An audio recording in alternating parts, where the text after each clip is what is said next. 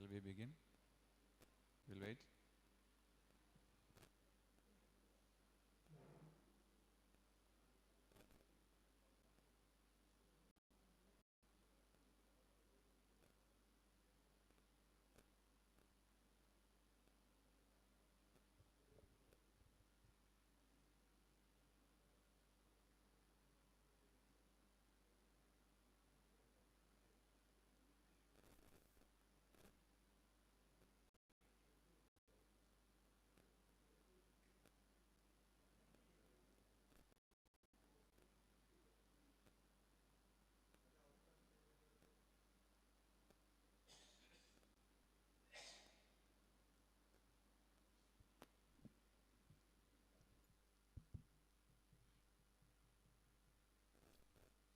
പകുതിയാളിൽ എത്തിയിട്ടില്ലല്ലോ. 4, 3, 7, 8, 9, 10, 12, 14, 16. Reverend Father and friends, a small announcement. After a heavy lunch, I think you must be feeling a little bored and tired. And the number of attendance also is slightly on the diminishing side. Anyway, let's not bother about that. I want to tell you that this session will be over by 3 o'clock. After 3 o'clock, we have to go to the place where we had lunch for tea. And 3:30 start the session again. The fourth session will be at 3:30, and the session will be over by 4:30. And those who have booked pork, they can go to the refectory area and collect pork after paying the required amount. I hope everybody has understood. Thank you.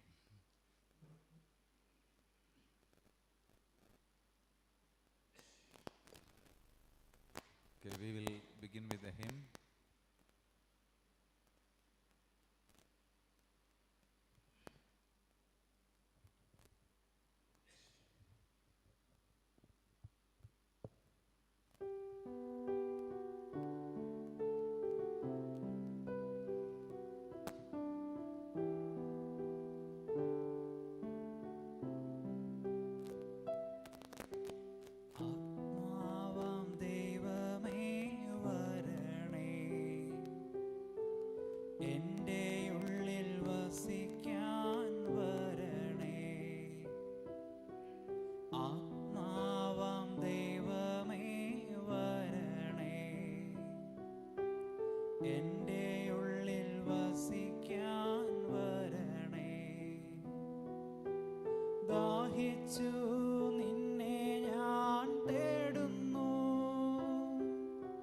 സ്വർഗം തുറന്നിറങ്ങി നീ വരണേ, ദാഹിച്ചു നിന്നെ ഞാൻ തേടുന്നു. സ്വർഗം തുറന്നിറങ്ങി നീ വരണേ, ആത്മാവാം ദൈവമേ വരണേ, എൻ്റെ ഉള്ളിൽ വസിക്കാൻ വരണേ. ആത്മാവാം ദൈവമേ വരണേ, എൻ്റെ ഉള്ളിൽ വസിക്കാൻ വരണേ.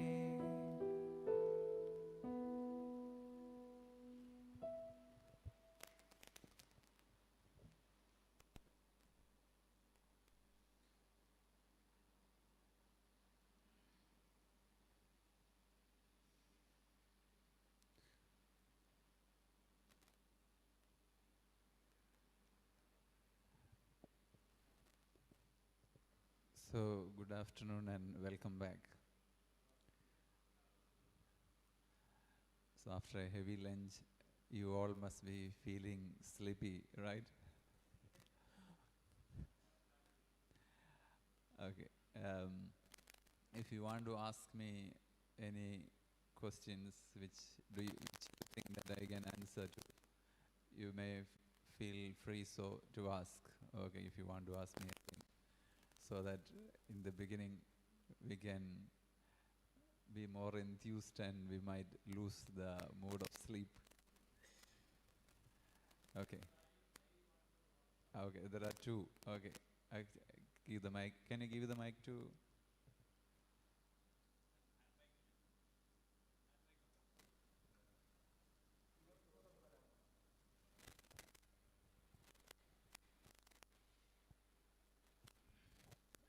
Father, we all are praying for world peace. Right from my childhood, we pray due to our household prayer or during Holy Mass. Every day we pray for societal upliftment, world peace. Leaders should be all right. Societal harmony should be there. Our society will be in peace.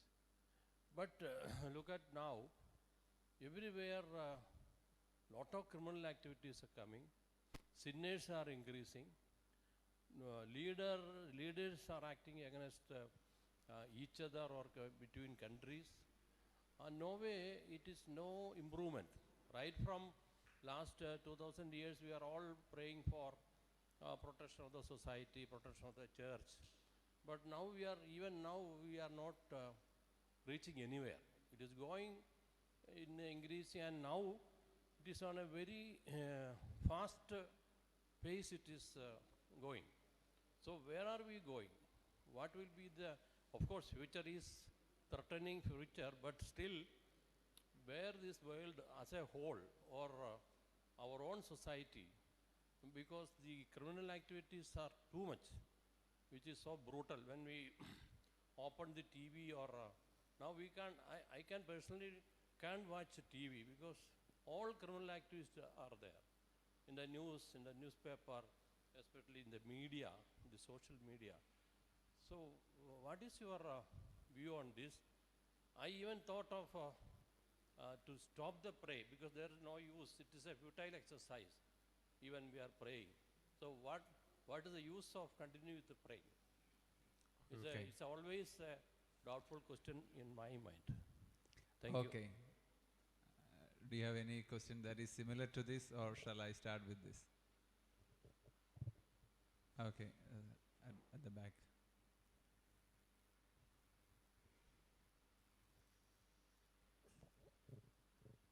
More or less not similar, but somewhat connected. So you look at morning during the liturgy service, you had mentioned that the exploration of change has happened so fast. And even we as elders are stunned by what is happening. Now you had, at one time when the computers and the internet came, we had what is known as the Ice Age, what they call it information, communication and entertainment. Then it went into digital age, and now we are going into the age of artificial intelligence. But over every time you see the breakdown of values is happening.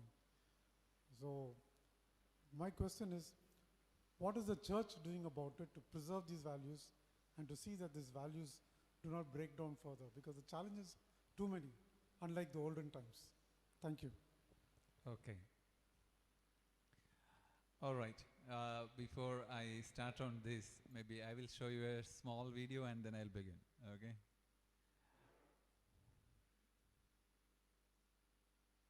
This is a part of a television series, but this particular short video came in BBC. This would be nice, just the two of us. This is a Now that you're working, we audio. can make just me lunch. Lights off.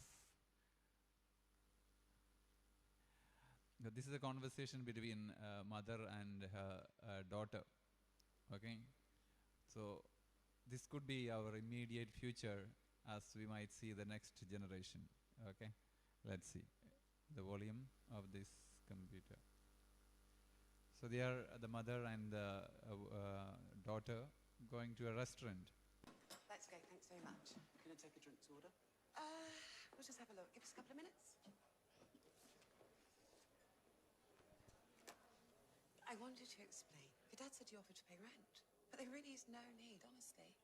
But I've got work until the autumn. Diversons isn't pulling out until October, so there's no emergency. We won't starve. And after that, well, maybe you can give me advice. When I went to university, they said accountancy was a job for life. But now, thanks to your lot, artificial intelligence can do my job in 1 second flat. I'm going to be quite literally redundant in every way. Will you call me? Sorry? Will you call me? You mean telephone me? Yes, When? now. But you're sitting right here. This is why I wanted to have lunch. You just phone me? Now?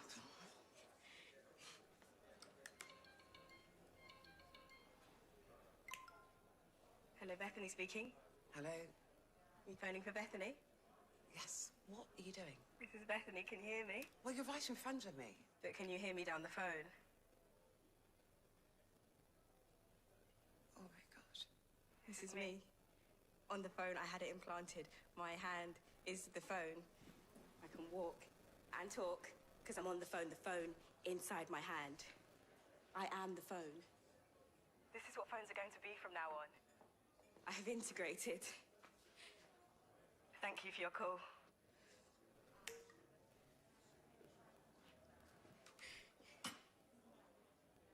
Subdermal implants. They charge themselves with motion like a self-winding watch. And it's on the 22 network. I get signal across 95% of UK mainland, 98 by next year. When I phoned you, it was ringing. You were ringing. Well, that's the speaker. So small. Okay, but when did you get this done? That course in Winchester, I had one finger done every night. I still need to use a handset to phone out. Look. Hello? Hi. Okay, but look, I can't believe you had surgery without telling me. Skin plants. Not surgery, and I knew you'd be cross. But I'm 18, and you had that tattoo when you were 18, and it's the same sort of thing. And I wanted to ask you, will you do me a favour? What? Will you tell Dad? Oh, sweetheart. Please, will you tell Dad for me? Did you understand? Actually, this mother and daughter, they are entering into a restaurant, and the mother is talking about the advancement in technology and how easy it is to work now. And then this girl gives a surprise, saying that asking her mother to ring her up to telephone. And the mother asks, "You are sitting right in front of me. Why should I telephone you?" But then she insists, and then the mother discovers that the girl has implanted the telephone on a hand. So the mother call it surgery, and the daughter call it subabdominal implant. So the words that they use, what they intend is different. And then she says, "I am the phone. I am the phone." So the person is becoming a machine, or the machine is getting identified with the person. And we are going to see it more from now on.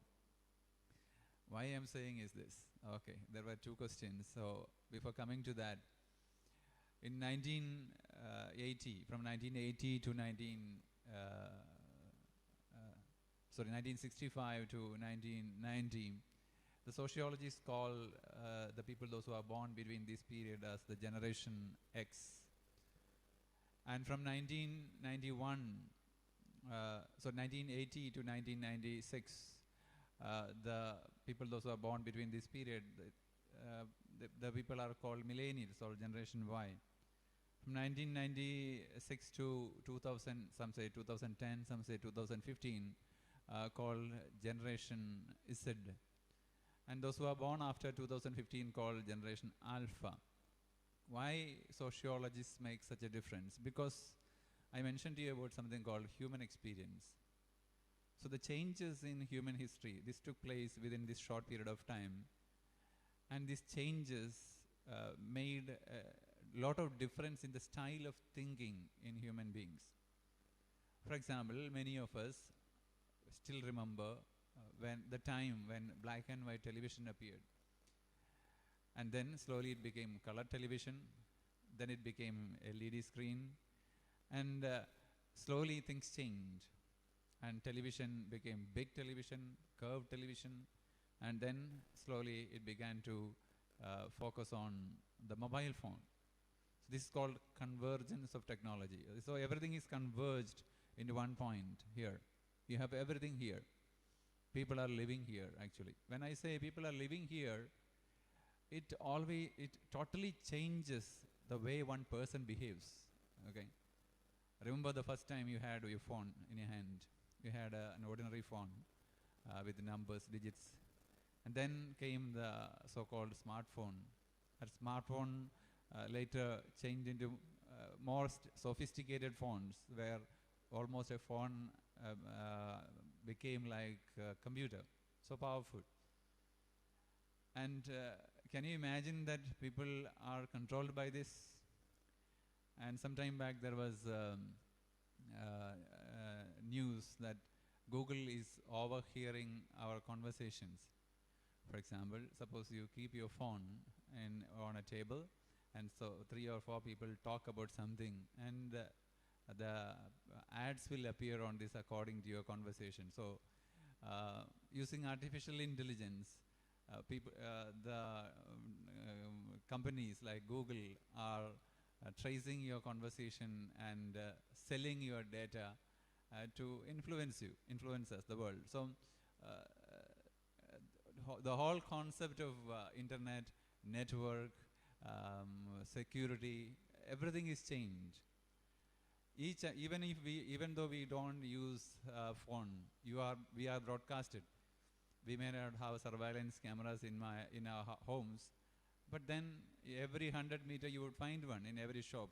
Whether you like it or not, you are recorded all the time. Suppose a crime takes place, immediately police will come there and they will trace all the cameras to those are near to that crime scene, and they will try to find out who the culprit is. So go to the crime scene. So in different ways, the world, the way we think, the world we act, the way we move around is changed. You know, I don't know whether do you remember the first time that you got into an escalator in a shopping mall?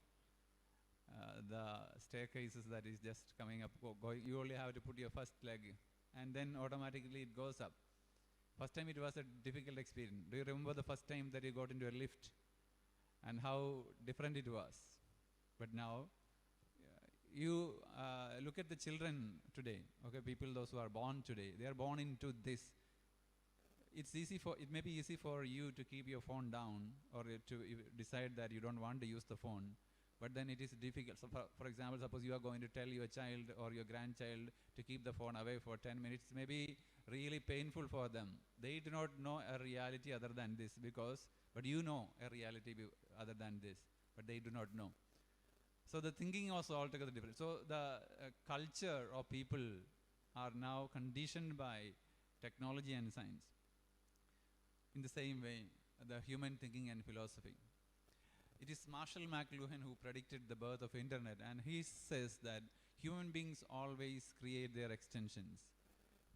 We create our extensions. For example, our houses, buildings are extensions of human body. Cars, wheels are extensions of human leg. So internet is the extension of human brain. So we are extending. So when I say I exist, think about memory. There was a time that you could remember the phone numbers of different people. You could even remember 10 or 20, 30 phone numbers by heart. But now, do you know your phone number? You may not know. You may have to take the phone and trace and see where my phone number is stored. You don't remember, but you have stored the memory here digitally. You don't have anything here on top, brain. So our human thinking, our human memory is failing actually. Today, children, you ask the children, they are finding it difficult. So they have invested their memory here in digital gadgets, and very soon human beings will lose memory, different kinds of memory. And then once, suppose the digital world is erased, the memory will be erased of humanity. So when I say to be human is different, to be human today is different. It's not about having a body. It's not about thinking about something or dreaming or going to a movie or taking a car and so on.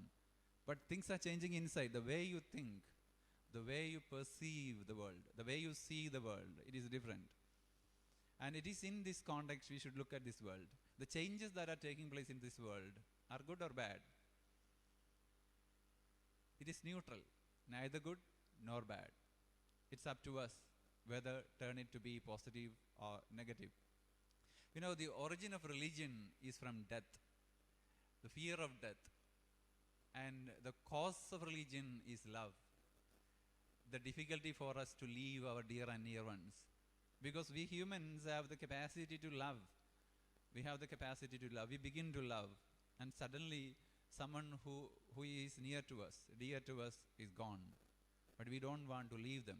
And that's how people began to preserve the bodies of human beings. You begin to see the pyramids, mummies, and so on.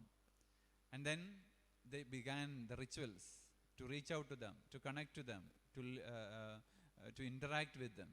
So that is the birth of religion. Even before 10,000 years before Christ, there were temples. There were places of worship. And there were temples found out in Australia.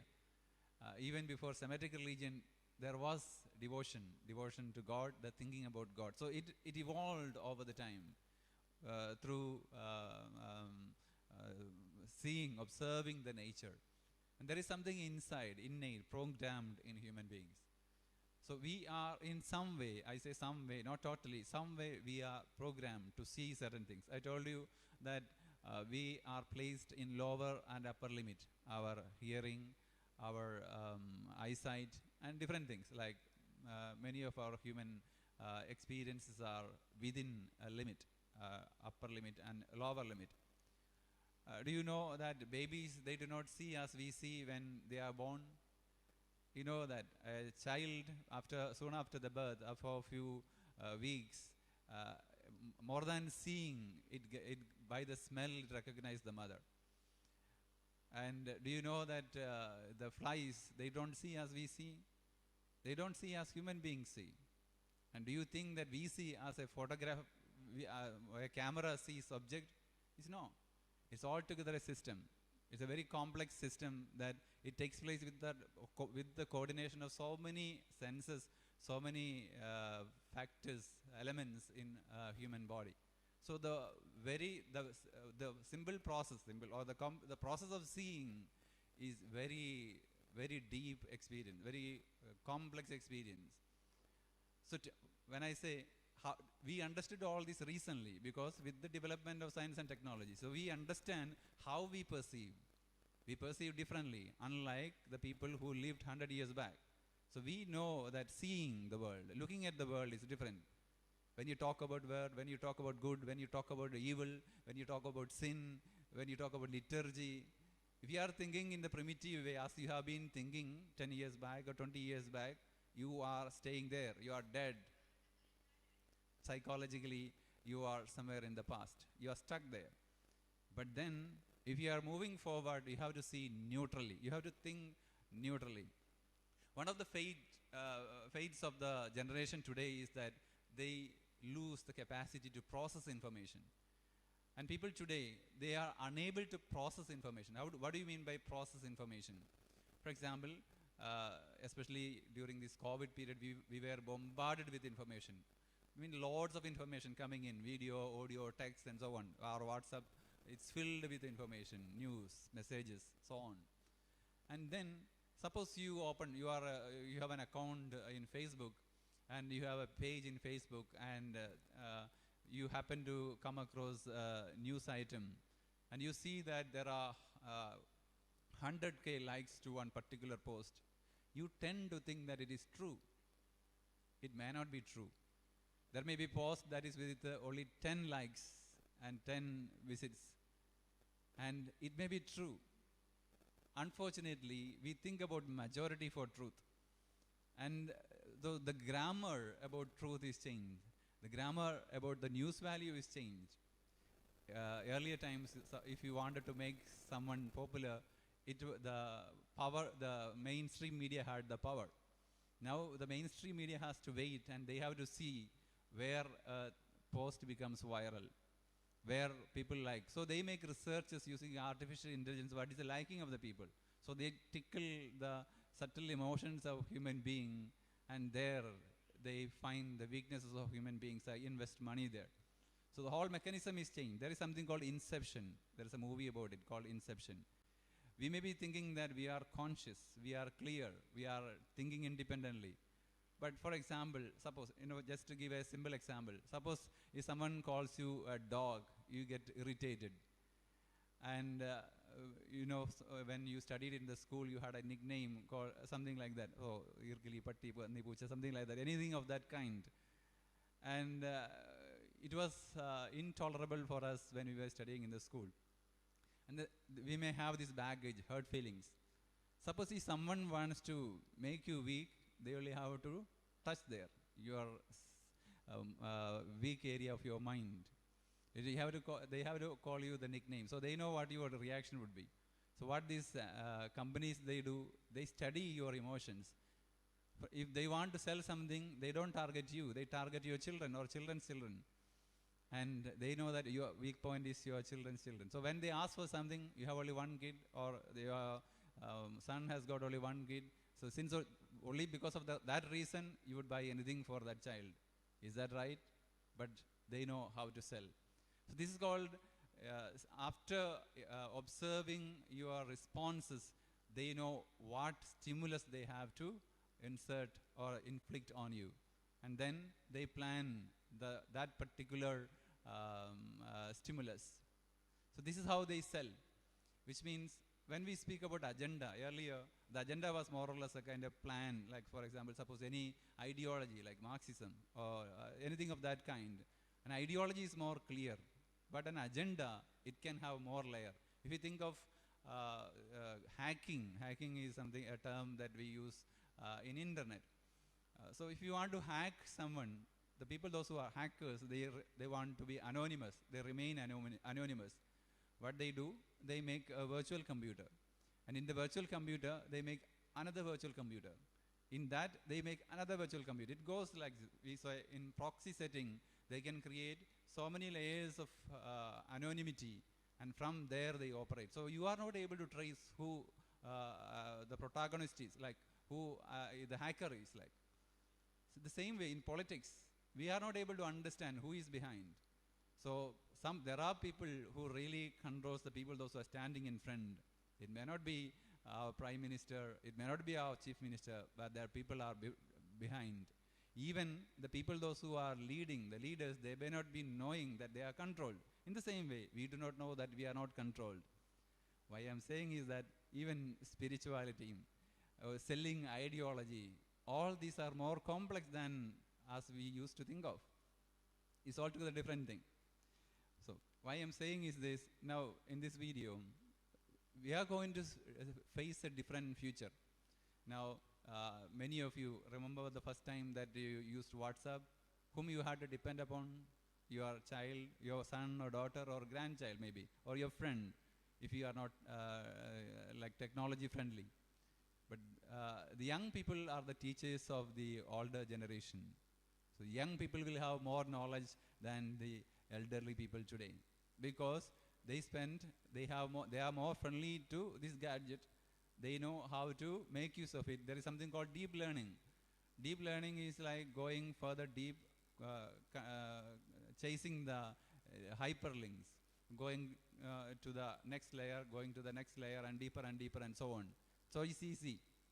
Earlier, to get information, suppose if you were to spend 1 month, today to have the same knowledge, you may have to spend only 1 hour.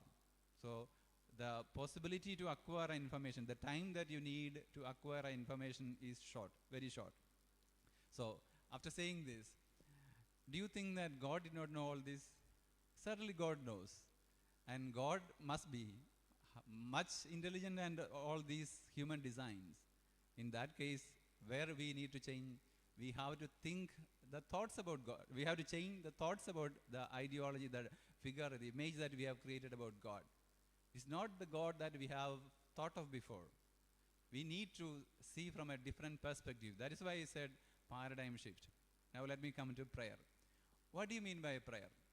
When we think about prayer, is that reciting something in front of someone called God, telling God that I want this, I want that? Like going to a supermarket and asking, says, I want 1 kilo onion, 2 kilo ginger, 1 kilo sugar, and so on. I go to a church or a chapel and say that I need this much of favors. Is that prayer? It is not prayer. What do you mean by prayer? It's about how do we interact with a human being? How do we make a relationship? Suppose if you want to make friendship with someone, suppose you want to have a friend, what do? The first reason is that why you want to make a friendship? Because you are impressed by someone. Someone may be more beautiful, more talented, more knowledgeable. So I impressed. And then you have to approach that person and ask about that person. First thing, ask the name of the person. So name is a reference point. Do you think that a name holds a particular meaning? A name has got an evolving meaning. Suppose imagine when you were 10 years old, what was the meaning of the name, your name? So when someone called your name, how did you feel? So when you were 20 years old, how did you feel when others called you? When you were 30 years old, 40 years old, 50 years old, the same word, same pronunciation, same sound meant something more because you have been evolved. You have been changing actually. In the same way, when you suppose if you want to enter into a relationship with someone, you want to engage in a relationship, first thing is you have to know the person. How much? The more you know about that person, the relationship will be the more deep. The more you know, the more deep the relationship will be. So you have to know more about that. So that's only the first step. So if you want to maintain a relationship with God, first thing is to know more about God. To know more about God is not only reading Bible. It's by opening your eyes, look into the world, look into your life, look into other people, look into the experience of other people, and then to see. And that is the first thing, to know more about God. That's the first thing. Second thing, what? Suppose if you met a friend, you knew about that friend, then what you would do? You want to communicate with that person. And communication will become consistent. And that will become a commitment. For what? That's how a friendship is evolved, a relationship is evolved. For what? What is the purpose? For your benefit? What do you mean by a friendship? Suppose if you have a friend, do you think that whatever you desire will be answered by that friend? Whatever you requested will be given by that friend? In that case, that friend will not be a friend. You'll be using that friend. So certainly, when we in a relationship, there will be yes and no. We should be prepared to see the yes and no. So there is a distance. In every relationship, there is an aesthetic distance. We maintain a distance. So two people engage in a relationship and maintain a relationship, and there is a commitment and continuous communication. That is the second thing. And the third level is offering something. Offering something that is part of your life. That is called exchange of gifts. What do you give? For example, if you love someone, you offer them gifts for your birthdays. You buy gifts and give them, and you express to them that you love them, you care for them. Or you spend money, you buy things for them, etc. That is the third level. Give them, offer them something from your life. It is not that something that you do not want or that is excess in your life. If a beggar comes at your door, you might give the beggar 10 rupees or 100 rupees, but there won't be any pain by giving 100 rupees or 500 rupees if you have money. But then suppose if a stranger comes to your door and you have only 1 lakh rupee and you give 50,000 rupees to that unknown person, then that is giving. That is an offering. You are giving something and you have a pain in that. That is giving. That's the third level. And the fourth level is giving time. We can give so many things in life. At the end, what do you want? What you want and what you can offer to someone, something valuable, is your time. Think about your father or your mother at their deathbed. What did they want from you? They wanted your presence, nothing more. They didn't want medicine. They didn't want money. They didn't want food. They wanted your presence. And that is something that we lack today in today's world, is that we are not able to offer our presence to another human being. And if at all we offer our presence to a human, suppose nowadays I go to hospitals and sometimes I see the bystanders who are there with the patients. What do? They will have a chair, they put their leg on top of another table or something, and then they'll be accompanying the patient, but they'll be with this. Their body will be there, their mind will not be there. So they are not able to offer their quality time for the people. And what do you mean by offering quality time? So that comes back to us. In today's world, that is very important. In our families, on our table, when you meet our friend, are we able to give undivided attention to our friend or the person whom I love? Then that matters. So this is called the cycle of a relationship. So basically, when we say prayer, is that God doesn't want our prayer, but we need God. How do we tell God? How do we say to God that we love Him? Probably we may not be able to give the material wealth or material things that we have. But the final thing that God wants from us is our quality presence, not this. Our quality presence. Giving time to God. Why?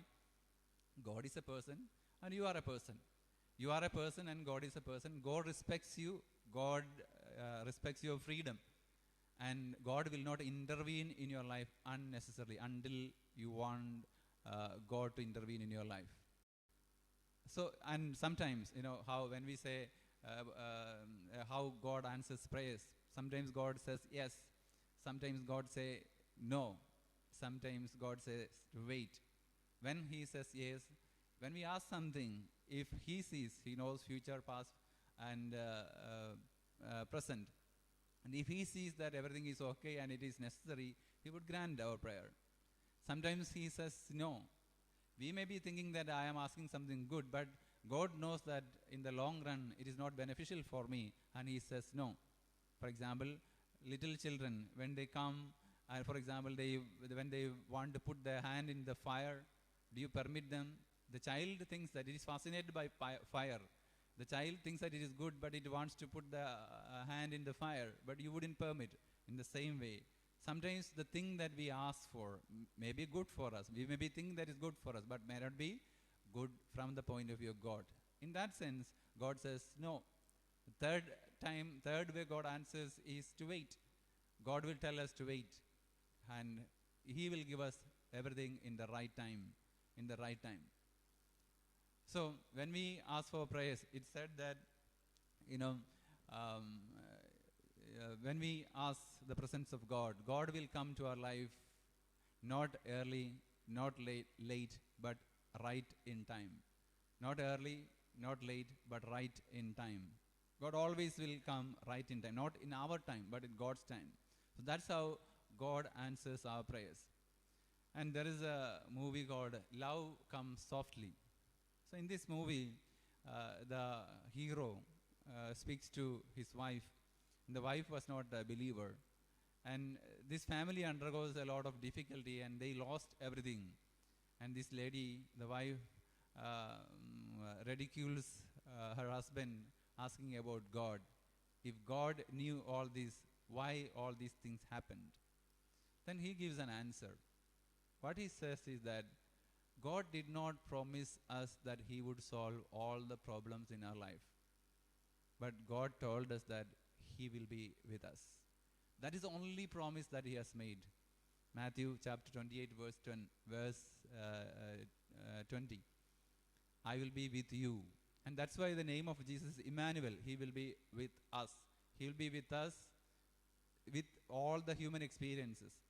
As we undergo, He will be with us. We know that He is with us, but doesn't mean that He will not permit difficulties in our life. We may have to undergo difficulties, pain, failure, sin, everything.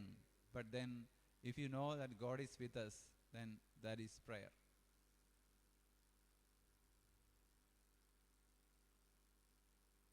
Did I answer? Sorry? Any other questions? Yes. Mic. You can use the mic. There is a mic.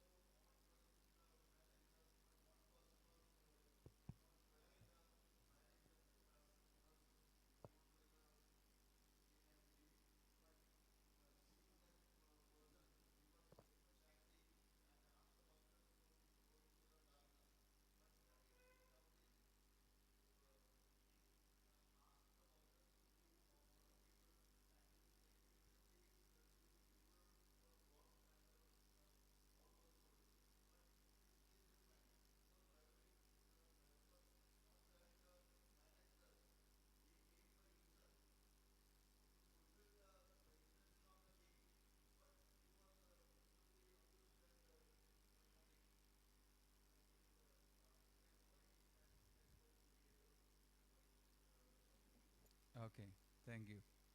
You know, in Bible we have so many parables and so many stories from Old Testament to New Testament.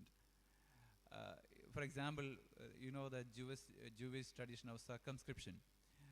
Circumcise someone, you know. So that is not exactly Jewish. Actually, it's come from the Egyptian tradition, other religion. In the same way, like the creation stories, I don't know, you must be familiar with the book of Genesis, and many stories in the Old Testament are borrowed from other cultures, other, we can say other religions or other cultures, or influenced by other cultures.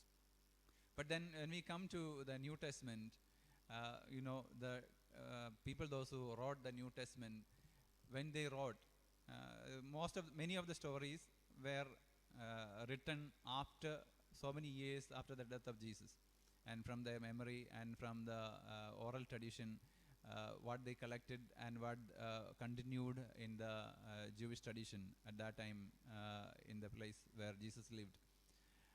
And many of the stories were influenced by other stories, and then these human elements were added sometimes, you know. Many of the human elements were added in these stories. So you don't have to literally stick on to any particular story like that. If you are not able to understand, that is not Christian. It is not Christian. If you think that Jesus wouldn't do that, he wouldn't do that. That's all. Do you understand what I mean? Sorry? Okay. So that is a parable. Okay, it is not that Jesus said the parable exactly as it is written. Okay? Someone wrote after so many years. Suppose I ask you to write down the main points of the talk that I gave today at the end of this. If I ask 20 of you to write down, you will have 20 stories. You will write not only what I said, even the things that I have not said. You may not write many things that I have said, but then you think that the things that you understood. Do you understand? That's how these Gospels are written. So you don't have to worry about the letters of the Bible or some phrases about the Bible. That's why I told you, when we read Bible, look at the person of Jesus, how he would behave. And the best one is the story of the Prodigal Son. Okay, we can summarize the Gospel in the story of the Prodigal Son. And there you would see God and Christ. I think that is enough. I don't have to explain more. So unlike, for example, if you ask a biblical scholar, he may be able to give a lot of explanation to that words, the root words that are used, what happened in the translation, and what existed in that tradition, and so on. I wouldn't do that. I would suggest you to look, if you are, after reading Bible, especially the New Testament, if you are able to understand the person of Jesus, and if you think what Jesus would do, if you are able to think what Jesus would do, that is more important.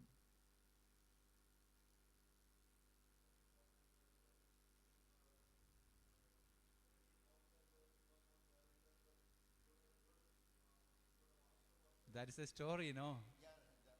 But the moral, we are not getting what is meant by that. Okay. We can interpret it in different ways. One thing is that, okay, one message from that story, one message is that the people for whom Jesus was sent did not accept Jesus. Okay. So it refers to Gentiles.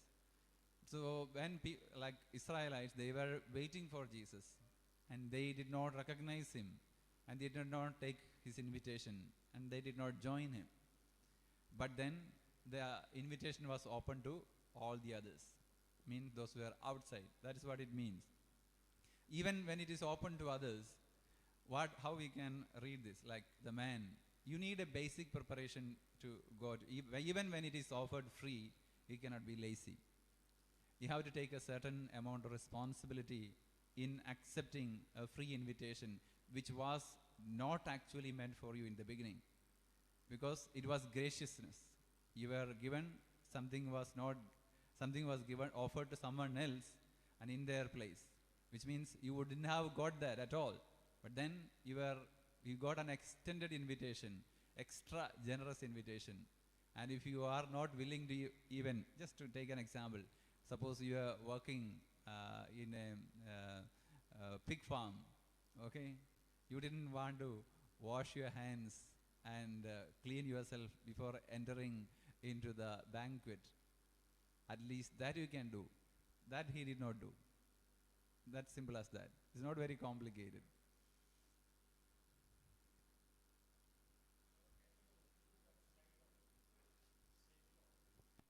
Okay, sure.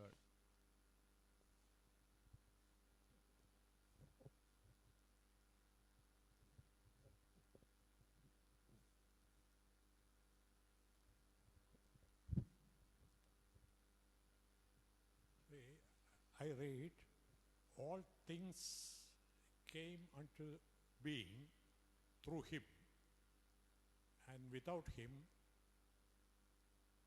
not one thing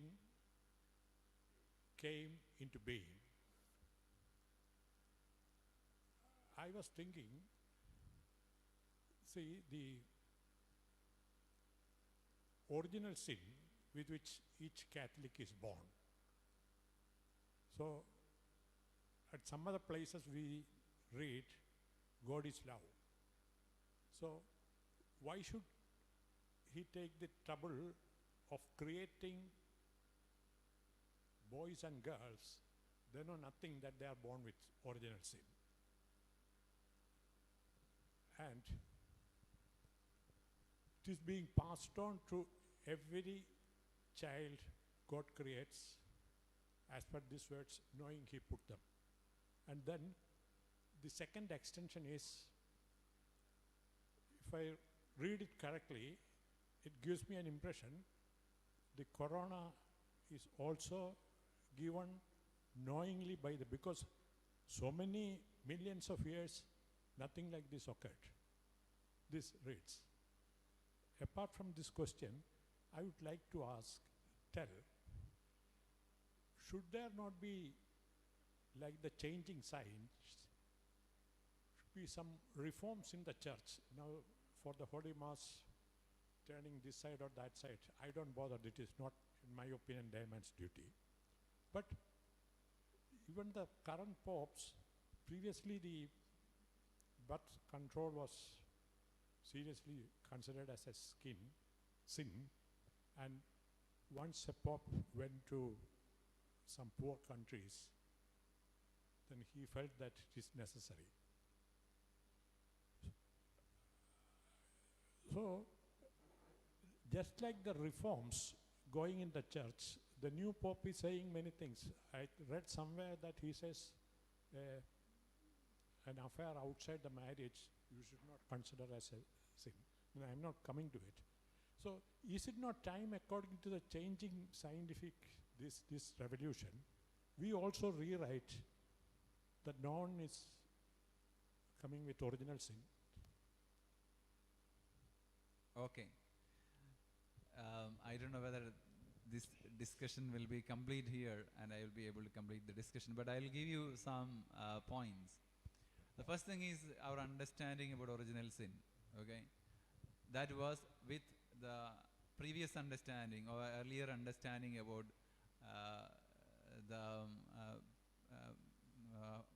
our forefathers like Adam and Eve. And if you read POC Bible now, in the introduction itself that is given, that the first 11 chapters are not historical and they are myths, which means it's highly improbable that there were only two primal parents like Adam and Eve. So the highest or the biggest possibility is that the possibility of evolution, which means human beings evolved all over the earth at the same time, okay? That's highly probable. And is that even if otherwise, for example, if you think in terms of medical science, suppose if that was the case, Adam and Eve, then their children got married and there would have been problems biologically because they are in the first degree in the chromosome, and you will have all the problematic, there will be children with physical problems in the beginning itself. That's one argument. And secondly, the understanding about original sin. Jesus never mentions about original sin or Adam or Eve in the Gospels. Never. It's Saint Paul who brings it first, okay? Saint Paul. And then Saint Augustine took it over. And both of them had their own personal understanding about God and their own notions about God, creation, and so on.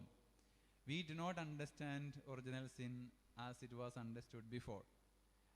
We human beings over the years are evolved and refined. But you know something interesting for our observation is like, we speak about generations. Suppose in a family there are issues. Suppose there are alcoholics in a family. The father is an alcoholic, and there is no peace in the family. Then it's highly probable that the child could be alcoholic if the child does not get a positive atmosphere and corrective character at some stage in his or her life. So it is highly probable that the child could fall into the same problem. And if this persists after 3 or 4 generations, there will be a possibility that this could be evident in the gene itself in the coming generation. So when Bible speaks about generation, Bible speaks about generation, the sins of the fathers and etc. There are mentions about these kind of statements. So that's actually in the sociological observation that if a particular pattern of behavior persists in a family over certain generations, it's highly probable that that can get into the genes of human being. In the same way also, a person can revert in the genealogy or in the family tradition. If one person makes a decision, it can be reversed. The same thing about criminality. This can happen in families. So what it means when we speak about original sin is the incapacity to love. Okay? Incapacity to love. Okay? We human beings are born in this reality. We are neither good nor bad, but we are neutral. We are animals in some way, refined animals, but we have the capacity to love. That is something that makes us unique. Second thing is the human mind. Only humans have got, as we understand, the mind. And people say that human mind is the ultimate end of evolution. And the human mind, it's a very miraculous, I would say. Or you see, how do we understand this universe? We understand this universe with our human mind. The universe is so big, we are so small, but then we are able to comprehend something so big, so bigger than us. So the solar system, the universe. So we get a glimpse to an infinity. So in some way, when we say that God has created in His likeness and image, we have this capacity to know something that is beyond and that is bigger than himself or herself. And secondly, in the image and likeness, there is the freedom. Many of the things that happen in the universe or on the earth are consequences of human actions. You speak about the virus, and we do not know how it all happened. Is it God intended? We cannot say God intended. How it originated, we are not able to say. And how we understand God? We understand God from the realm of humanity, from our mind, our understanding. God is someone who is outside this reality, outside human existence. God does not think as we human beings think, and God thinks altogether in a different way. And we are not able. We are trying to understand God. So when we try to understand something big, it is a kind of this is a process of induction. We use the process of deduction because we are finite beings. But when we understand God, it's slowly building up, slowly, one by one, step by step. We are trying to understand God. But it takes so many years. After so many years, we understand better. How, for example, when a child is born, it's not that child only is born. A father is born. A mother is born. And when a child is born, a father is born and a mother is born. And when a father is born, is finished, the process of birth is not over. The process continues. The child grows up, the father grows up, the mother grows up, and this process of becoming the father continues till the end, till one dies. The process of becoming the child, and the child will be, we all have, always we have, even if we are 90 years old, we have the feeling that I am a son or I am a daughter. Why? The child in me never dies, even if I become an adult. This continues. It's a continuous process, a continuum, we say, continuity. So it's when we look at all these, it's a continuous process and it's a complex process.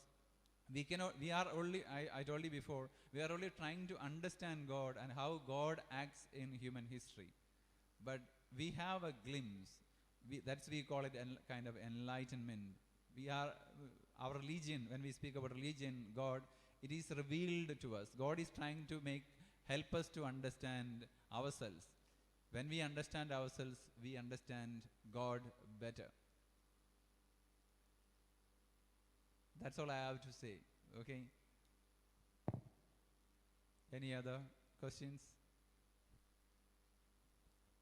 It's time, 3 o'clock, right? Yeah. So we will stop here and we'll take a break.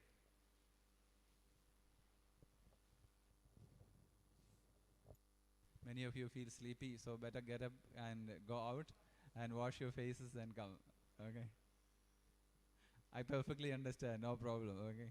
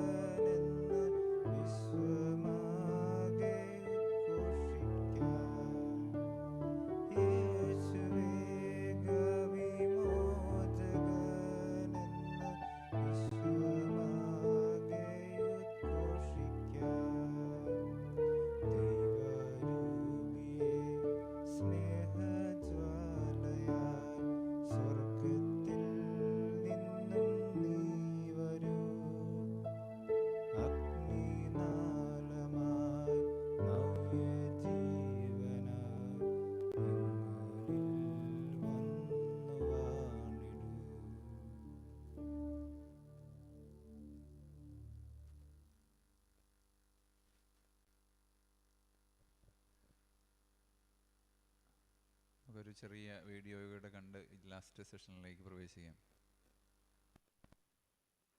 ഇതൊരു ചെറിയ short ഫിലിമാണ്, ഡയലോഗൊന്നുമില്ല. ഫിലിമിൻ്റെ പേര് the fish and I. നിങ്ങൾ ചിലപ്പോൾ കണ്ടിട്ടുണ്ടാവും.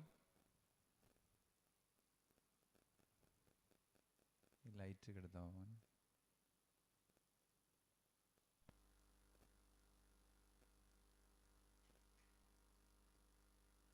Okay.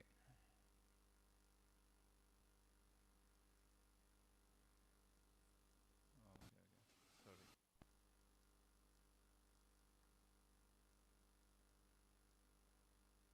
Okay.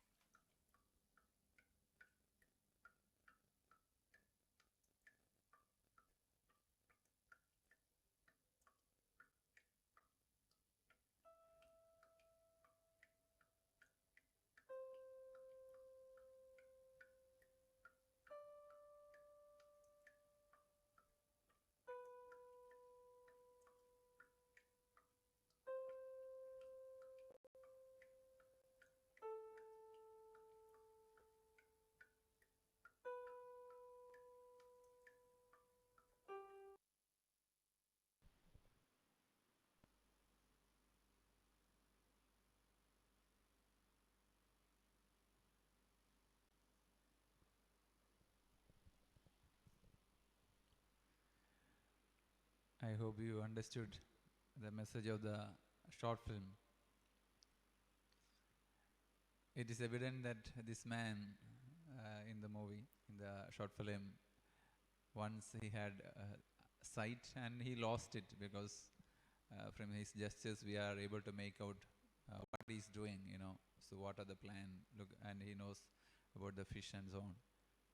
But then the phone, the ringing of the phone distracts him, and accidentally the glass vessel falls down and breaks. But then he is concerned about the fish, and how he tries to save it, life. And at the end, how that little fish shows its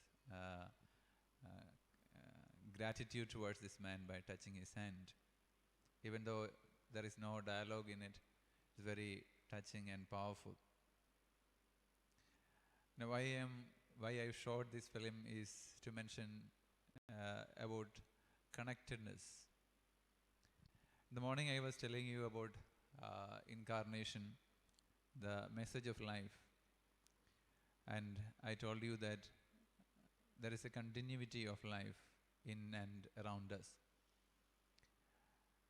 Even though we claim to have an identity, in some way we are connected to the entire universe. And we are connected to so many people.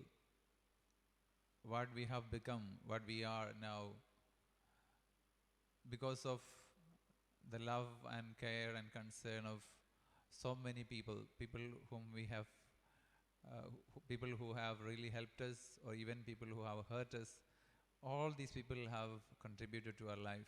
In some way, all these people together shaped our lives. When we think about experiences in human life, I was telling you about explaining about life and experiencing life are two different things. And people in the beginning, when we are young, our tolerance capacity is very less. And later, by over the years, with so many experiences, we become more tolerant, we become more patient to people. And when we make mistakes, and when we are patient towards us, and when we are patient towards other people, and when we let other people make mistakes, only then we grow. Pope Francis always reminds us about people and their imperfections. He says that there is no perfect family, there is no perfect person. So all of us are imperfect. But then this idea of imperfection reminds us of an ideology or something that is bigger, the idea of perfection.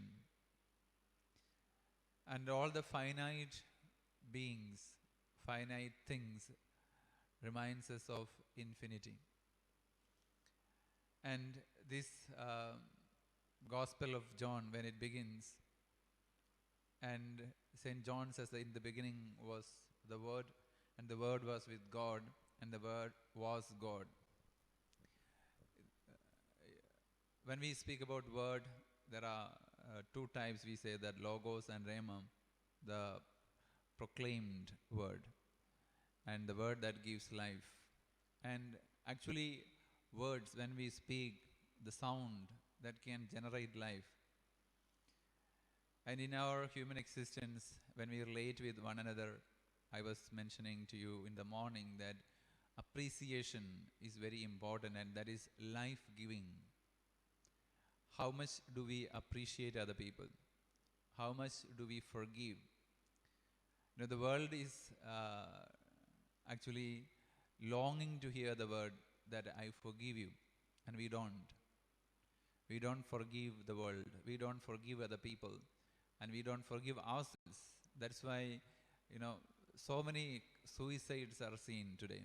We read every day, so many people killing and people committing suicide. And only people who have this divine touch can experience forgiveness, and only the people who are with God can forgive other people.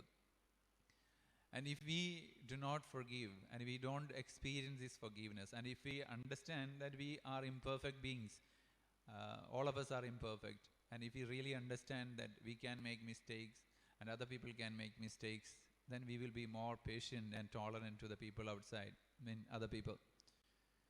We need to have a kind of distance. When we treat human beings, when we demand things from other people, like could be our friend or partner or children, sometimes we can be perfectionists. We demand perfect behavior from other people. But at the same time, because of many reasons, we fail in our own actions, in our own activities, that we were not able to fulfill many of the demands of the time, what is required of us. Still, then we justify ourselves. But in this imperfect world, there is something that heals, that is love. I told you in the morning that there are three things that are more important: to love, to be loved, and to belong to. To love. In our families, if there is deficiency of love, does it really affect the person? Love is not giving things, giving objects, giving gifts alone, or giving material things. But it is from the bottom of our hearts to express to the other person that I care for you. I will stand for you. You may have different experiences. But in our family life, we have so many opportunities for us to become better people. There is a famous movie, Ivan Almighty. In this movie, one person is called by God to build an ark. And this couple, they were very practicing Catholics, and they had the desire to to grow together as a family. But then, since when God calls this man, because this man takes this call seriously, and there were misunderstanding in the family. And then the family got separated, and the wife goes away with the children. And this man is ridiculed by the people, the press, and so on. At the end, this woman, along with her children, they were sitting in a restaurant, and then God comes near to this woman in the form of a man, and talks to this woman. Then he asked this woman, "What did you pray for?" I prayed to God that we need to grow together as a family. We wanted to have more faith and more love. Then God says, when God gives gifts, God will not give gifts like in the direct form. For example, if you pray for patience, God will not give you the grace of patience like a miracle. All of a sudden you become patient. God will give you an opportunity for you to be patient. Then you have to take the call and you have to be patient. So this is applicable in life. It's a reality actually. If you want to become better people, if you want to change our lives, it is not that we go and attend a retreat and graces will come upon us and all of a sudden we'll be a transformed robot, or people became holy who come from the so-called church cabins. It is not like that. God will give us opportunities. And from these opportunities, if we take up the call, then if we really positively respond to this call, we will become better people. And this, when I told you in the beginning, I started homily with words from film, The Young Messiah, The Miracle of Life. What the young Jesus says, I came here just to feel, to touch, to see. These senses, to be human, the miracle of life, Last time I told you about, how the wing of my mother's eyes became a miracle for my life. When my mother was bedridden for 11 years, and the day she died, for so many 11 years, she could only wink her eyes. When she died, I understood the value of that winking of the eye. Our human experiences, even little experiences, human experiences. I told you even last year when my father died, the last moments, how he was craving for oxygen. And the last moments, to have a little more oxygen, to breathe a little more easily. It was all human experience. At the end, we have all these little things. I told you someone close to me died 2 days back. And I used to call her mother, and she used to correct all my books. And actually, he was my friend's mother, and she accepted me as her own mother. And she was a kind of a woman who taught me about how to be a woman, how to be a perfect woman, I would say.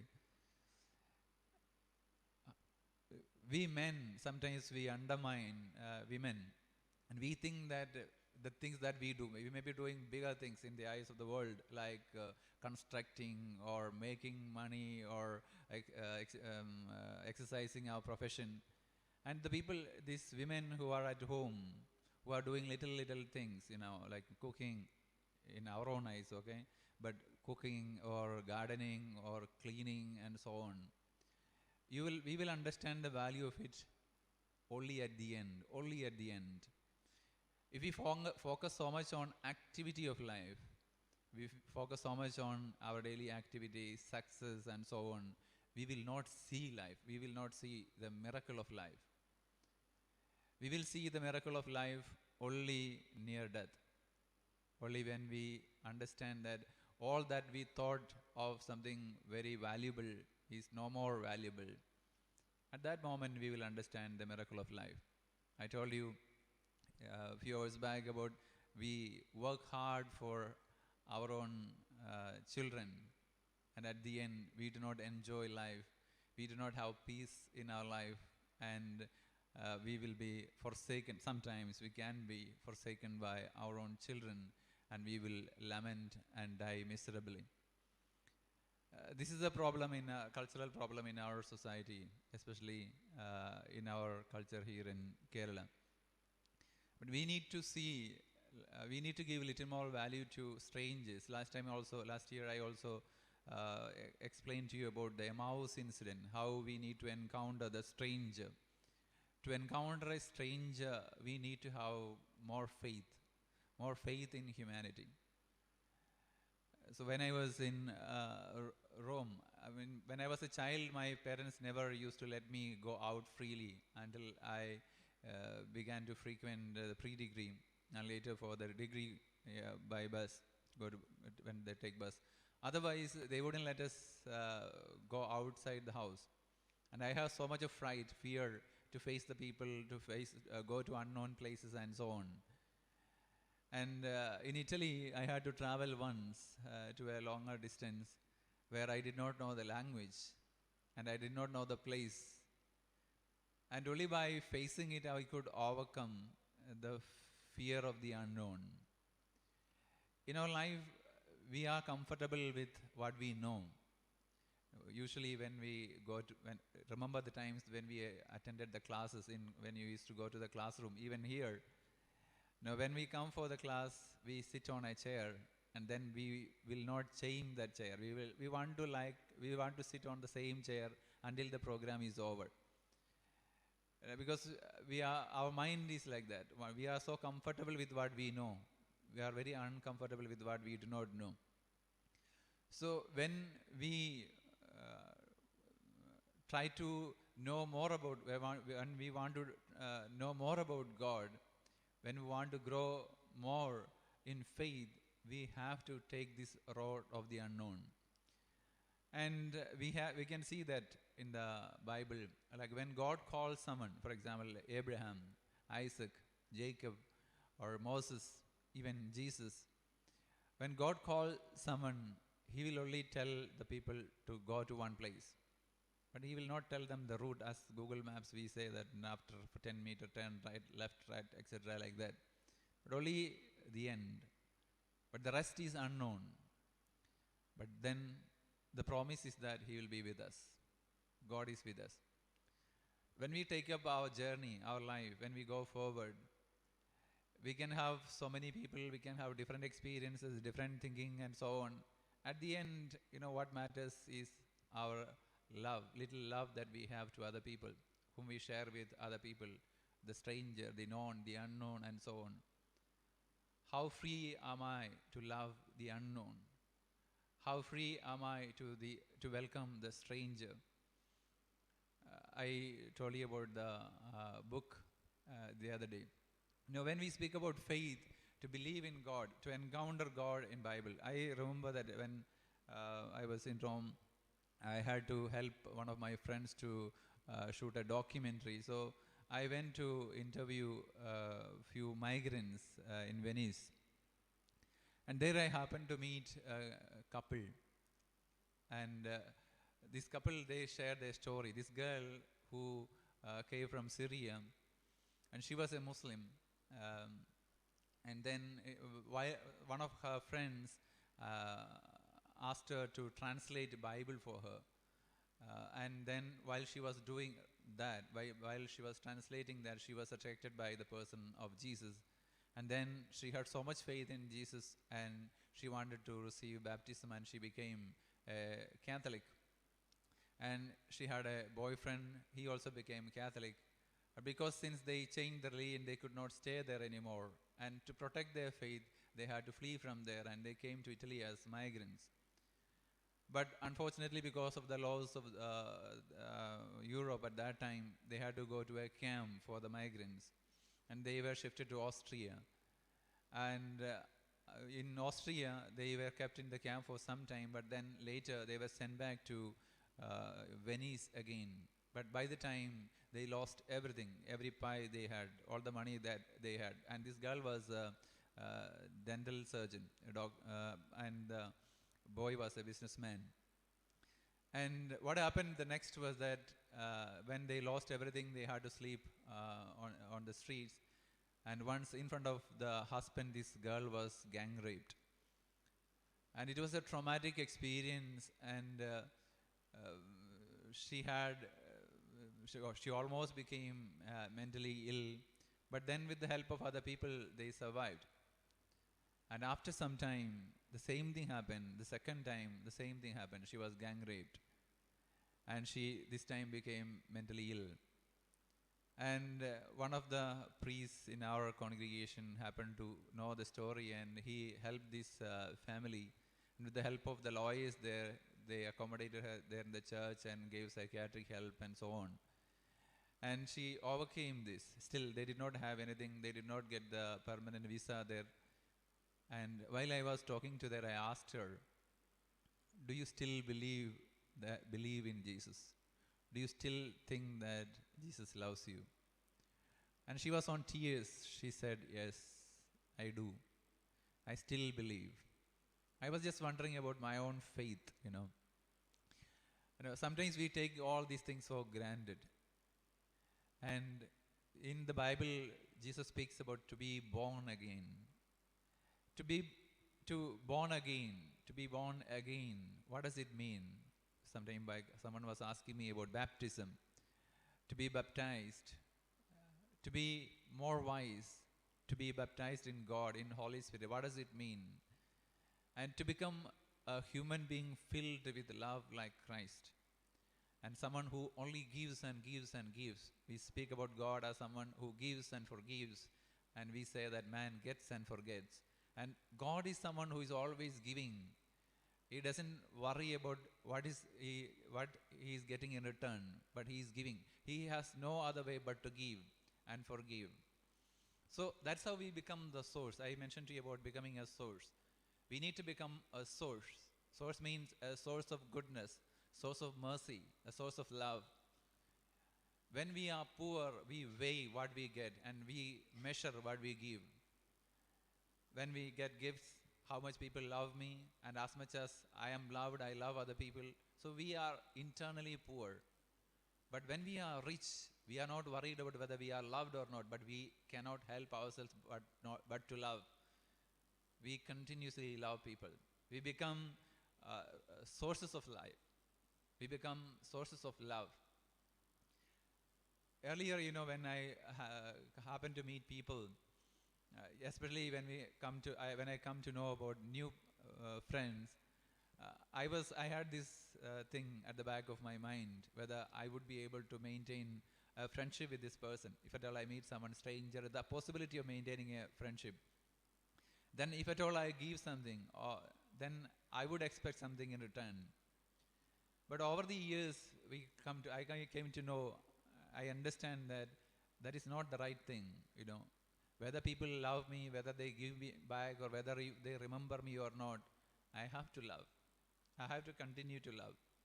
Sometimes we give something and then we ask for the phone number. We cannot and we should not.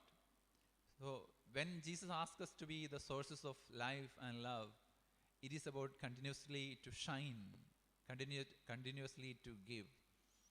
And that's why Jesus says that one who believes in me, if at all you believe in me, there should be the life of eternal life, the water of eternal life should flow from you. The water of life, that should flow from you, from your heart. And it should flow from us. Our nature is transformed. We are not calculative. We do not weigh what we get or what we give. And when we come to the aspect of Eucharist, when we think about Eucharist, Jesus is giving us a symbol of giving oneself. Body is a sign and body is a flow, and body is not the same all the time. Body is continuously flowing. Our identity is continuously evolving, and we are changing all the time. But there is something, we are transformed. We are being transformed all the time. We are becoming a better person.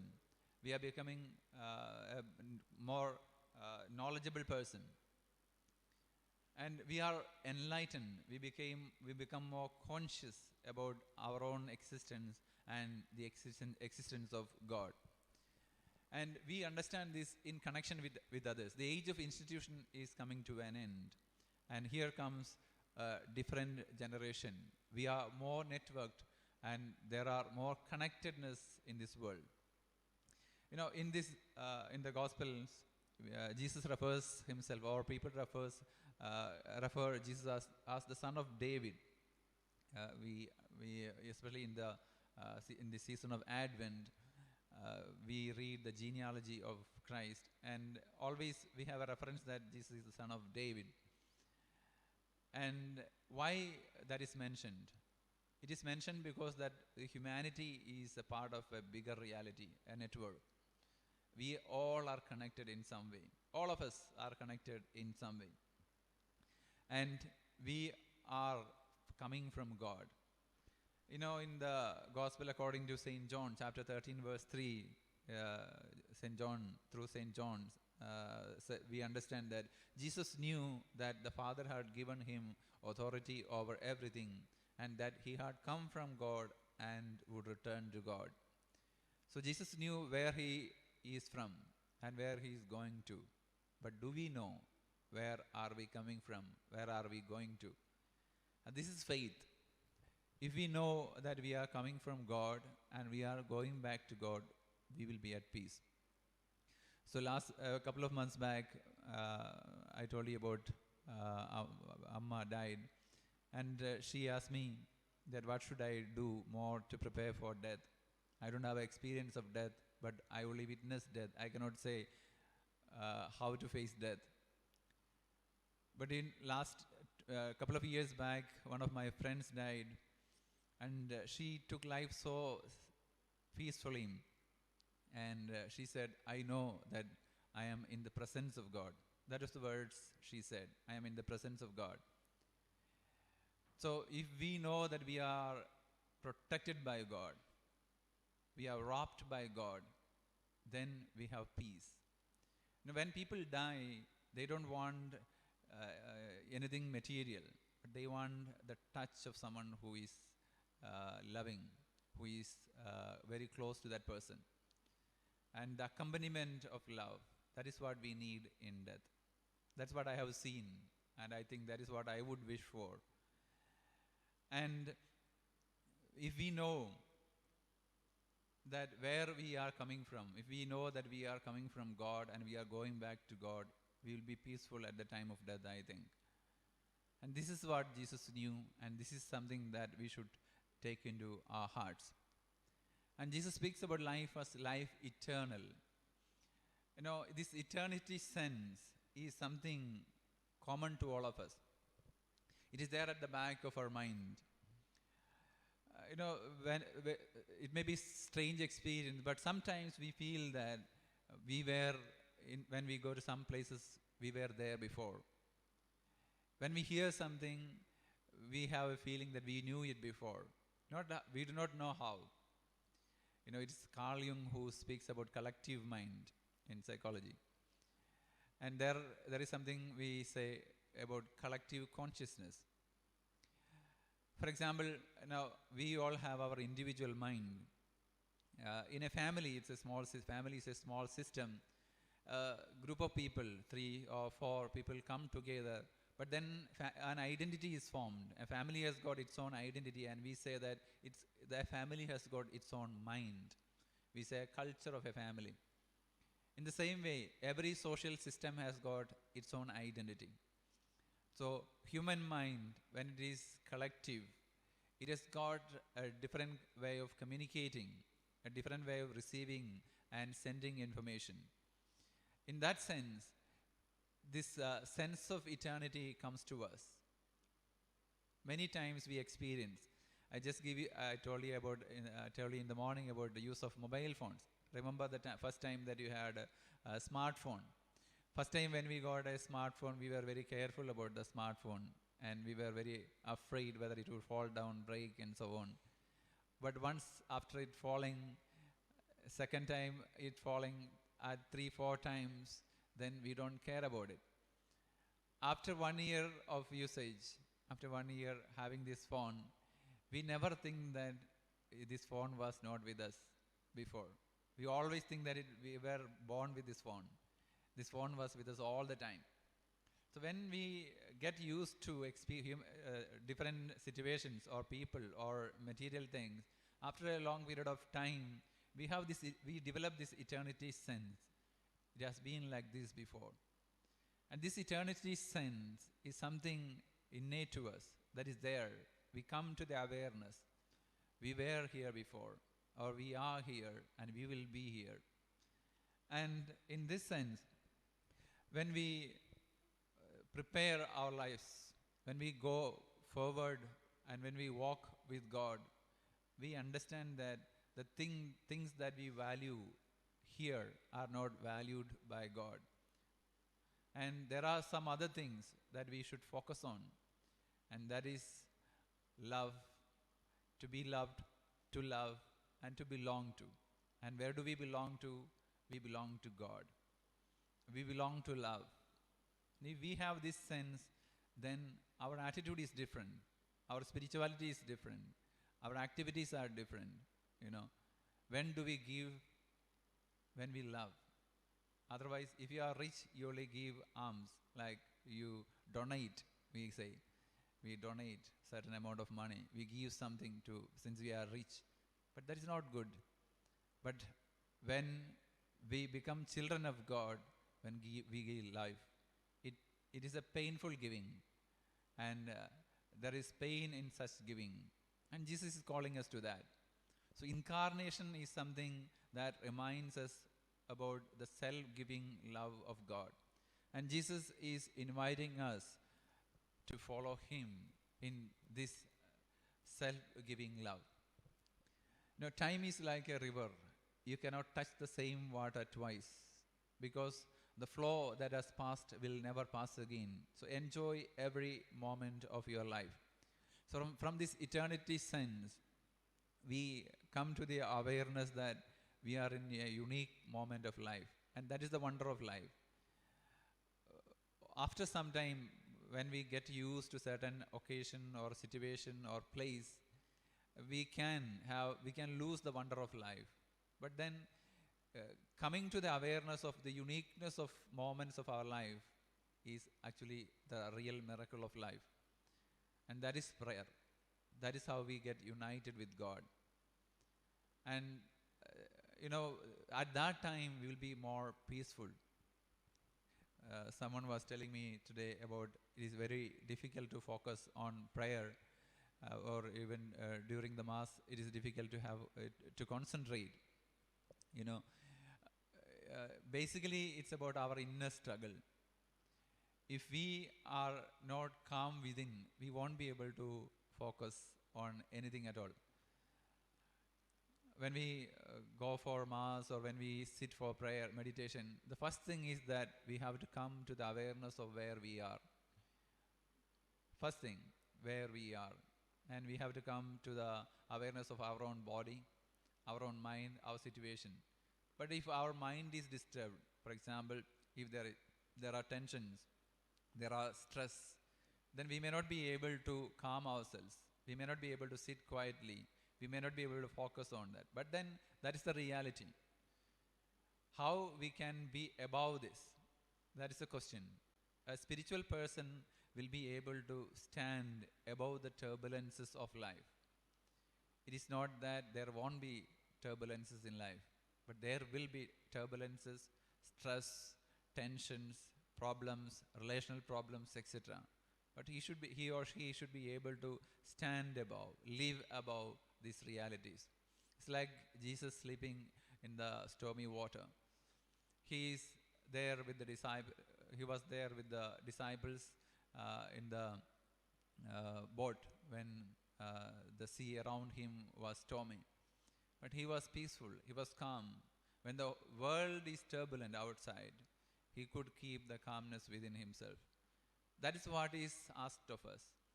As people of God, people who really follow Jesus, who really want to become like Jesus, we have to find out our own peacefulness within us, in our life. And another thing is that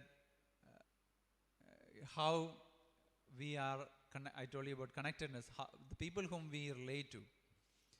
We have the choices of relating to people who are positive. But whether we like it or not, some people with their profession, or sometimes you may have to face people who are negative all the time. But then you should make a point that you have friends who are positive. Positive means who are really caring, who are really loving, who are really concerned. Otherwise, what would happen that we will get involved in the negativity, the storm of negativity, and we won't be able to control ourselves. There is a saying, maybe you will never find what your purpose in life is, and that's okay. But you have connected with amazing people, shared moments of joy and laughter, and learned to love, then maybe these incredible experiences are more than enough to fill your life instead. This is very important. Imagine in a family, one person can make a family hell. Could be a partner, could be a child, or could be a guest, or whatever, or a neighbor. One person can make a family hell. These relational problems are bound to come in our lives. But how do we overcome them? We need to communicate well. We need to stand above these issues. When we have issues with people, relational issues, we should be able to treat people different from the actions of the people. People make mistakes, but don't identify people as mistakes. This is something very important that we need to learn and understand. In my life, I have come across people who have made so many mistakes. I myself have made so many mistakes. But then, because of that, I have learned from my own mistakes. Because of that, I will always make a point that to give a second chance to people who have made mistakes. And even grave mistakes. And when we treat people, how God treats us, that is very important also. how God treats us. God treats, when we understand, how we understand God forgives, when we mean that God forgives, when God forgives, He does not remember. That's what the Bible says. God does not remember, and He treats you as a new person, as if you have not committed anything. That's what real forgiveness is. So the real sign of forgiveness is that treating a person who treated you badly as if he has not done anything at all. So are we able to rise up to that level? Are we able to forgive to the extent that that person has not done anything against us? Only then we are really forgiving. And God is forgiving all the time. And that's what we see in the parable of the prodigal son. How the father accepts the younger son. He accepts the younger son who has gone away and did all sorts of sins, and who returns. This father accepts this younger son as if he has not done anything. And there was celebration, there was a reinstatement, and he is considered, and he is taken back with all that he has lost. He is given back all that he has lost. So when we treat people, when we forgive people, the forgiveness should be a celebration. It should not be like a kind of giving from our limitedness, but from our abundance. The father in this parable, the parable of the prodigal son, is abundant, is giving, overflowing life, overflowing richness. And when we forgive other people, we have to forgive all-heartedly, as if they have not done anything. And when we love like this, that will bring tears in the eyes of those people. And they will remember this. More than punishment, forgiveness is the best medicine to win people. And sometimes, it will take a lot of time, forgiving and continuously forgiving.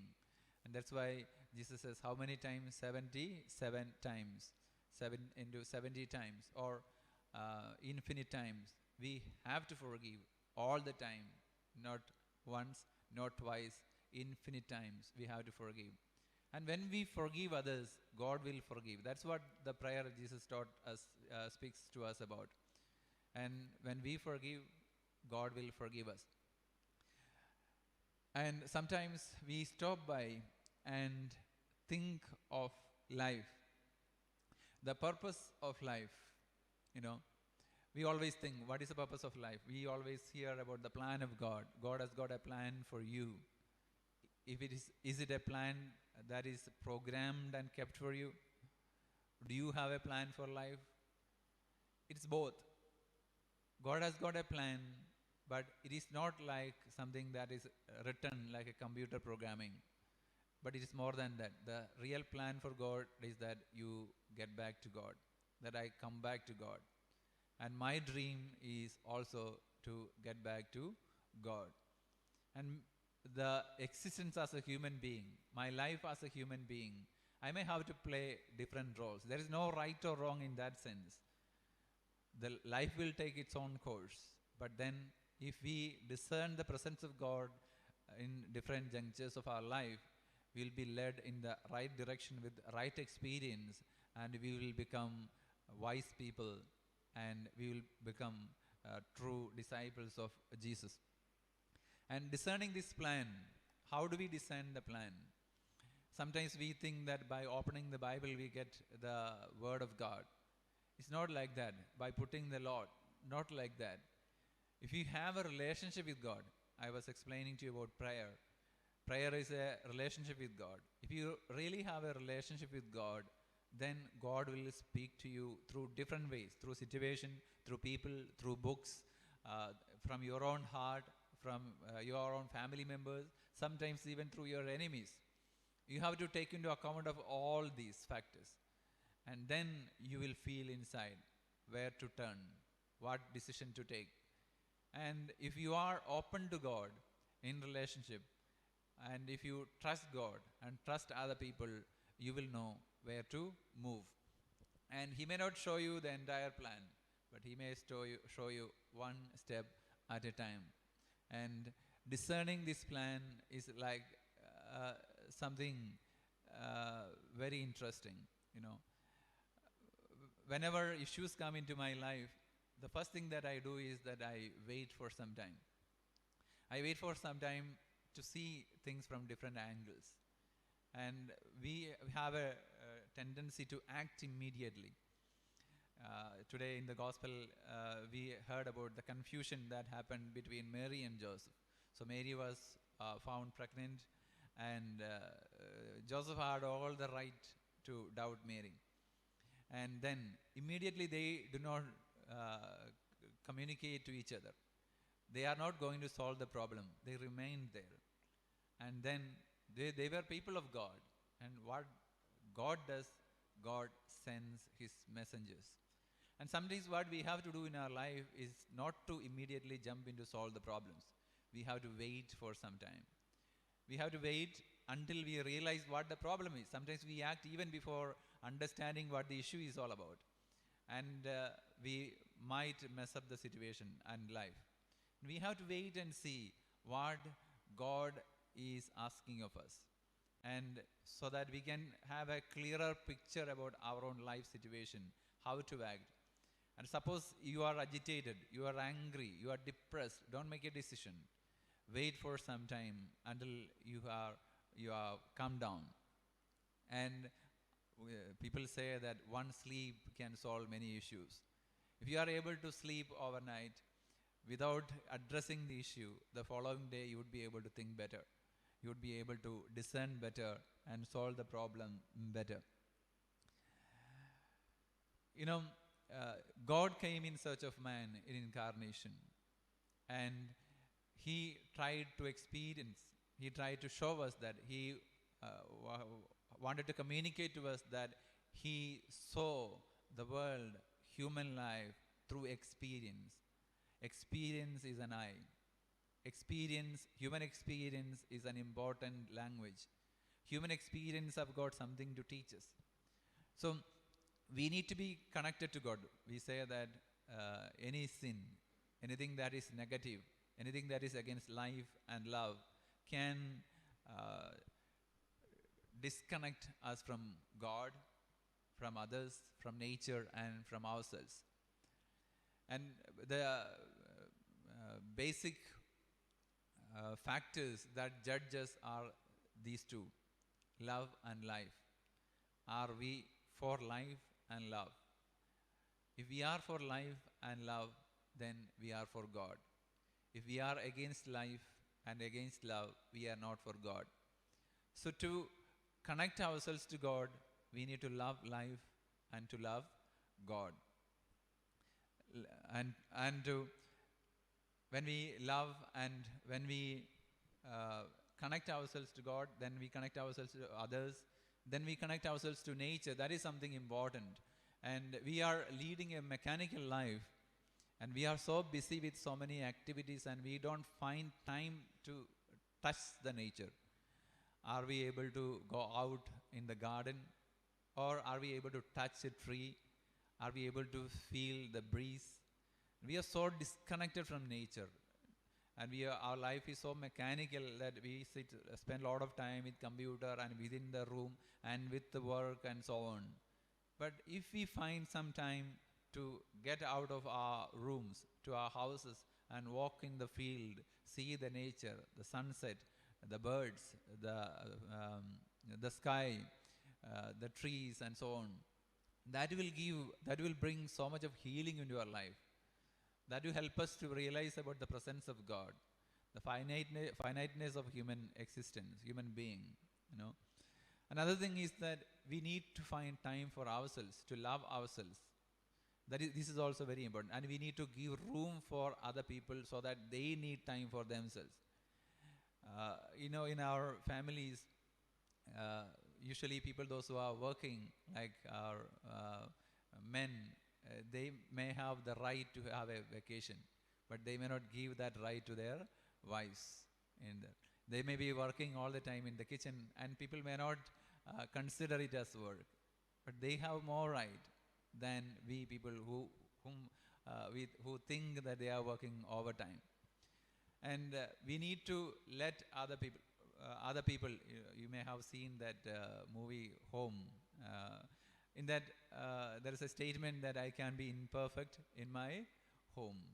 And do we give that room for our people in our families, to be imperfect, to be oneself? First, I have to take that freedom to be oneself, There is a space in our hearts that where we are alone and nobody can understand. And we need to give time for ourselves, and we have to keep ourselves away from all other things, and we have to see ourselves in that space. That will also help us in the process of healing, in the process of generating love. And we need to find time, and only then we will understand the value of life. So when we look at incarnation, when we look at life, when we look at the miracle of life, we have to understand that life finds its meaning in relationships. And what is the fuel of life and this relationship? It is love. And we find when we become real sources of this life and love, then we are connected to God, and then we become really the spiritual people, the disciples of Christ. I think with these I close. Any questions? This time.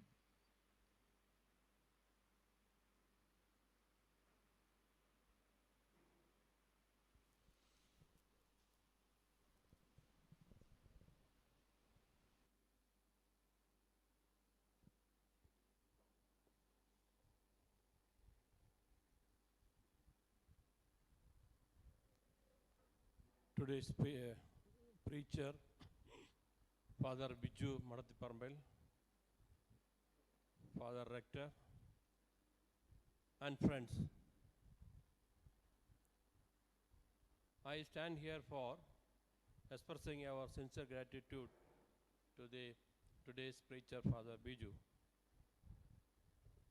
The one-day retreat has started with the Holy Mass. During the sermon, as Christmas message, Father Biju told us this year's Christmas message should be to be love with God. That means Emmanuel. So we started with the sermon, and the first session of the preaching told about the incarnation of God in the form of love in various aspects. And the afternoon session explained about how can be in relation with God. First is to understand God, to go for a deep learning about God and deep relation with the God, and respond with God for all our purpose. Asking for the blessings to the God not in material. Pray to give an opportunity for us, not in the direct form. Pray for getting an opportunity to be in relation with God. Many people are asking for money, for job, for wealth, for assets. It's not the way. So he exactly put in the right spirit for the opportunity. And concluded with continuity and connectedness. Connect with the God, to be with God, to be with others, to be with nature, and primarily and importantly, to be with oneself. We should know what we are first. Then we can understand others with the God and with the nature and ourselves. So with this, I hope we had been enlightened with a lot of brilliant ideas what Father Biju had, which especially in this frustrated time of COVID I feel very much benefited that to some extent or a rather great extent I could come out of the frustration created during the last 2 years, because you also might have got experience, because sometimes we got so much depressed what is going to happen, or what does means, how the days are being pulled. So I was benefited with the one day sermon, especially yesterday. Josh called me for this come to the retreat. Without any hesitancy, I thought of coming and experience, because one day we can be pushed with a very, very happy situation to be with the spiritual, to attend the spiritual thing. So I am very much obliged for having a very good enlightened speech during our this year's retreat. And as the motto of the preaching today is, we should get continuity and connectedness. Continuity, if this preach, I think we are continuing with the 106th or 105th, 107. So that is also a continuity is there. Otherwise, unless this was not organized, we should have lost the continuity. And as retreatants, we all will be connected again. We are all refreshed. We are all energized. And we can also keep in connectivity. And I hope the 2022, we can have the regular retreat. I wish we will meet the next, our regular meet without much problem. So, and I'm very much happy to be with Father Biju, and in fact we got some continuity and connectivity, because my native place and mother house of Father Biju is the same village. So father's grandfather is known to me right from my childhood. So there is also continuity and connectedness. So there's also we just just we are experiencing the relations. So with this, I would like to thank Father Biju for coming us here and blessing us. And Father Rector also, I am very much pleased with the all facilities extending to us with the seminary resources. Another thing, very importantly, I would like to record my sincere thanks to Dr. Josh Paul, Jose and George sir. Unless this gentleman's effort was there, seminarians or all fathers all here with seminarians, unless their effort is there, this retreat would not have happened. So I am very much thankful, keeping the continuity and connectedness, and hope that we can organize this seminar in regular mode in next year also. Thank you. Thank you very much.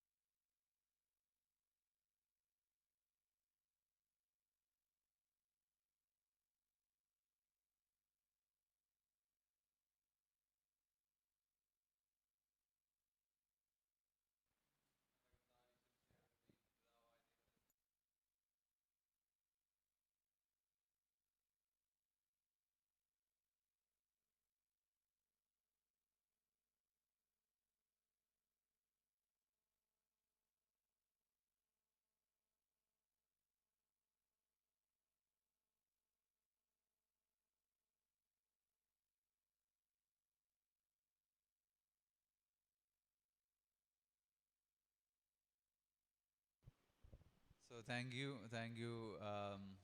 Father Sebastian and all the brothers who helped us during this one-day retreat.